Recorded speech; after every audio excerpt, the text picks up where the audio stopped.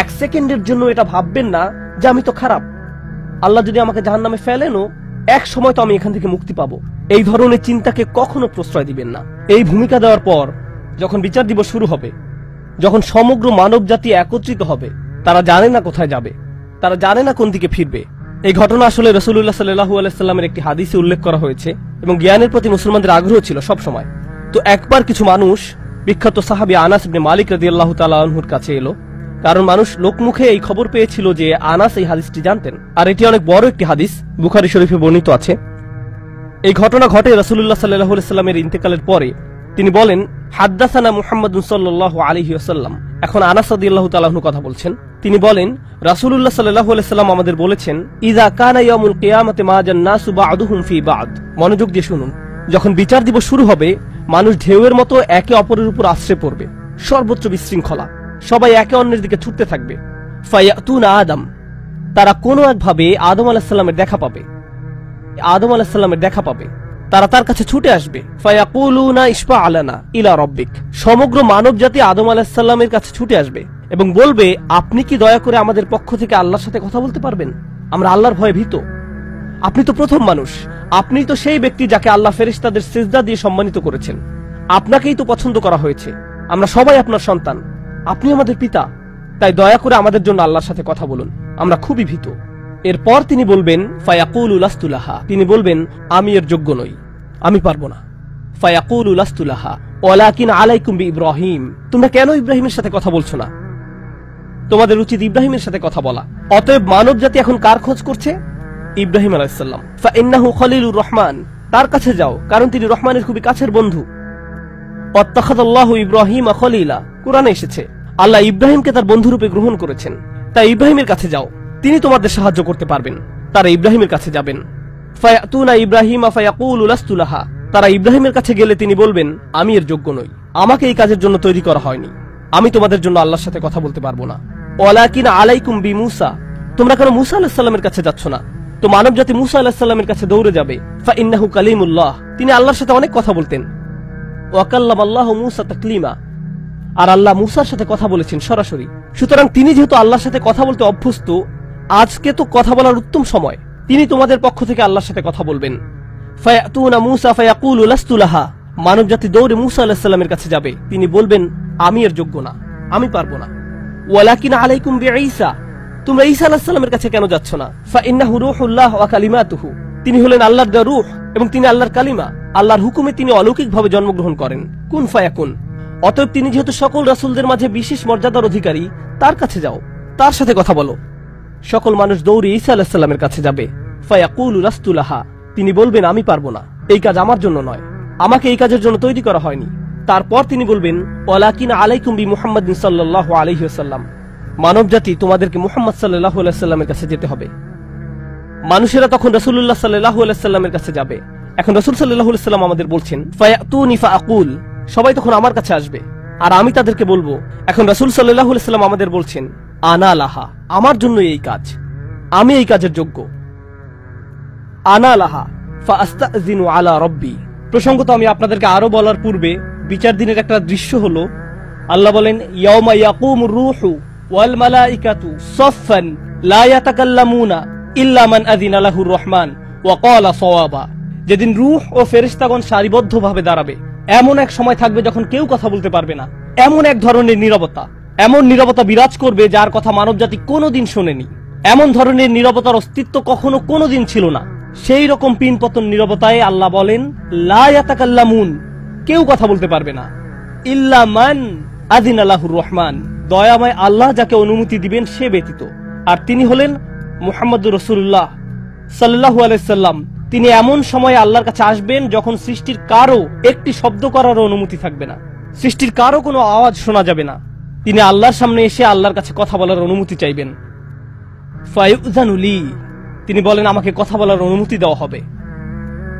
ওয়ায়ুলহিমুনি মাহামিদা আহমাদাহু বিহা লা ইয়াহদুরুনিল আন, সেই দিন আল্লাহ আমাকে স্পেশাল একটি দোয়ার মাধ্যমে তার প্রশংসা, তার কৃতজ্ঞতা করা শেখাবেন, যেটি বিচার দিবসে আমাকে দেওয়া হবে, যা এর পূর্বে কাউকে দেওয়া হয়নি, কোন সৃষ্টিকে দেওয়া হয়নি। এক স্পেশাল ওয়াহি রাসূলুল্লাহ সাল্লাল্লাহু আলাইহি সাল্লামকে দেওয়া হবে বিচার দিবসে, যা কোন সৃষ্টিকে দেওয়া হয়নি। আর তিনি সেই দিন সে স্পেশাল উপায়ে আল্লাহর প্রশংসা করবেন। লা ইয়াহদুরুনিল আন, আর সেই ওহী এখনো আমার কাছে আসেনি, সেই দোয়া এখনো আমি জানি না। ফা আহমাদাহু বিতিলকাল মাহামিদ, তারপর আমি আল্লাহর দেওয়া সেই স্পেশাল বাক্যগুলোর মাধ্যমে আল্লাহর প্রশংসা করব। ওয়া আখিরু লাহু সাজিদান, আমি সেই বাক্যগুলো উচ্চারণ করার পর আল্লাহর সমীপে সিজদায় অবনত হব।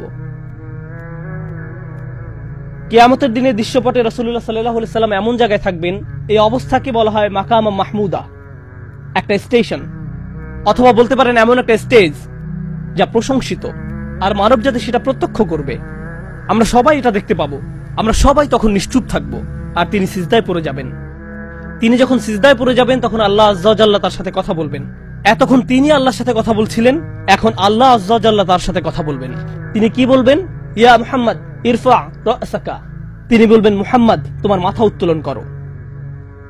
ওয়াকুল, বলো, ইউসমা আলাকা, তোমার কথা শোনা হবে। শুধু যে আল্লাহ তার কথা শুনবেন তা নয়, বরং বিচার দিনে উপস্থিত সবাই তার কথা শুনতে পাবে। ইউসমা আলাক, তারপর আল্লাহ বলেন ওয়াসাল তুতা, চাও তোমাকে দেওয়া হবে, তুমি যা চাও দেওয়া হবে। কিয়ামতের দিন আল্লাহর একটি সৃষ্টি কেমন পজিশনে থাকলে আমরা সবাই যখন আল্লাহর নিকট ভিক্ষা চাচ্ছি, আতমিম লানা নূরানা ওয়াগফির লানা, হে আমাদের পালনকর্তা, আমাদের নূরকে পূর্ণ করে দিন এবং আমাদেরকে ক্ষমা করুন, এই কথা বলে আমরা আল্লাহ আজ্জা ওয়া জাল্লার কাছে কাকুতি মিনতি করতে থাকবো। আর এখানে আল্লাহ তার এই সৃষ্টিকে বলছেন তুমি চাও, তুমি যা চাও আমি দিব। সাল তুতা, এই হলো আমাদের রাসূল সাল্লাল্লাহু আলাইহি সাল্লাম। তারপর আল্লাহ বলবেন ওয়াশফা, তুমি যদি কারো পক্ষ থেকে কথা বলতে চাও, তুমি যদি কারো ব্যাপারে সুপারিশ করতে চাও, যাও সুপারিশ করো। তুশাফা, আমি তোমাকে অন্য মানুষদের পক্ষ হয়ে কথা বলার অধিকার দিলাম। তুশাফা, এই গ্যারান্টি আল্লাহ তার রাসূল সাল্লাল্লাহু আলাইহি সাল্লামকে দিয়েছেন।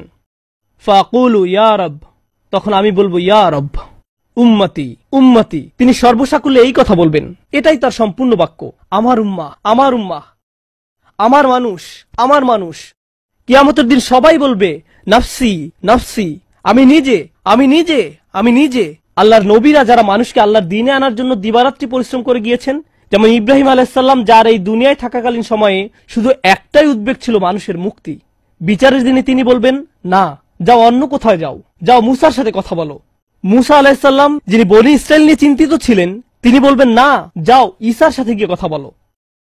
আর আমাদের রাসূল সাল্লাল্লাহু আলাইহি সাল্লাম বলবেন, প্রসঙ্গত কোরআনে কিয়ামত দিবসের যে ভয়াবহতার কথা বর্ণনা করা হয়েছে তা একবার চিন্তা করে দেখুন।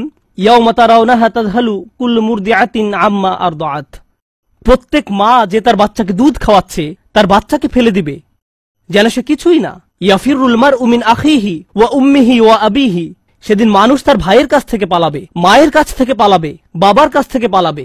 ওয়া সাহিবাতিহি ওয়া বানিহি, তার স্ত্রীর কাছ থেকে পালাবে, ছেলেমেয়ের কাছ থেকে পালাবে। আপনাদের কেউ কেউ হয়তো ইতিমধ্যে স্ত্রীর কাছ থেকে পালিয়ে বেড়ান, তাই আপনাদের কাছে হয়তো এটা অতটা ভীতিপ্রদ নয়। এই আয়াত হয়তো আপনার জন্য ভয়ের নয়, কেউ কেউ ভাবছে অবশেষে। যাই হোক, সমস্ত গুরুত্বের সাথে সেই দিন সবাই কাকে নিয়ে উদ্বিগ্ন থাকবে? নিজেকে নিয়ে। প্রকৃতপক্ষে সেদিন প্রত্যেক ব্যক্তি বলবে ওমান ফিল আরদি জামিআ সুম্মা ইউনজিহ, সবাইকে জাহান্নামে নিয়ে যান এবং বিনিময়ে আমাকে জান্নাতে প্রবেশ করতে দিন। এটাও কোরআনে এসেছে। মানুষ সেদিন এমন মরিয়া হয়ে উঠবে, সেদিন একজন মানুষ আল্লাহর সাথে কথা বলবেন, আর প্রথম যে শব্দগুলো তার মুখ থেকে উচ্চারিত হবে তা হলো উম্মতি উম্মতি। আপনার জন্য আপনার রাসূলের ভালোবাসা এমনই প্রগাঢ় সাল্লাল্লাহু আলাইহি সাল্লাম, আমার উম্মাহ আমার উম্মাহ। যদি আমরা তাকে ভালোবেসে থাকি, তাহলে যেই উম্মতের জন্য আল্লাহ রাসূলের এত ভালোবাসা, সেই উম্মতের জন্য আমাদের অন্তরে কিভাবে এত ঘৃণার বাস হয়? কিভাবে সম্ভব এটা? কিভাবে আমাদের পরস্পরের প্রতি এত ক্রোধ, বিচার, সমালোচনা, বিভক্তি, বিদ্বেষ, অনুমান, অহংকার? আর এই মানুষগুলো দাবি করে তারা রাসূলুল্লাহ সাল্লাল্লাহু আলাইহি সাল্লামকে ভালোবাসে। এইসব তুচ্ছ বিষয় ভুলে যেতে এই ভালোবাসা কি যথেষ্ট নয়? আমাদের কোন পার্থক্যগুলো এর চেয়ে বড়?